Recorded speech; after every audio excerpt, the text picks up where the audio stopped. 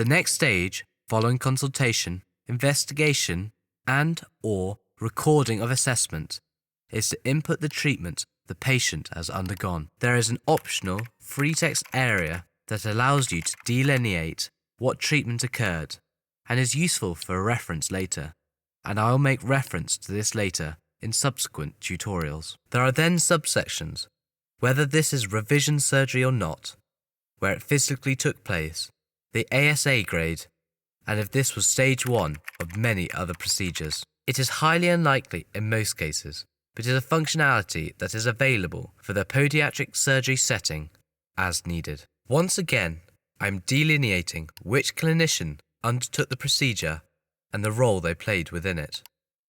The procedure is then highlighted using the scrolling of free text type. I have, in this case, selected a surgical nail procedure involving phenol. The clinician is myself. The route is not applicable, and I have selected the foot being right and the ray is first. The competency level, once again, where there is a green circle, it allows for the clarification of definitions. It defaults in this case to 5. Fixation is an option of bony surgery.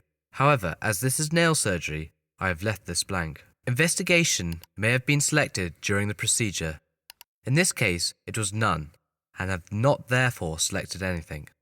The recording of post-operative medication is useful, and in this case is paracetamol.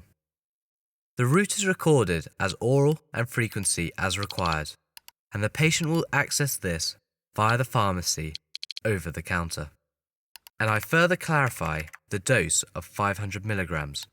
I am recording now the option of anesthetic, assigned by a supervisor, its functionality during teaching, and in this case I have determined it was a clean wound, but was contaminated by infection before the procedure. The tourniquet has been applied to the digit, as expected, and the period of time it was on was 8 minutes.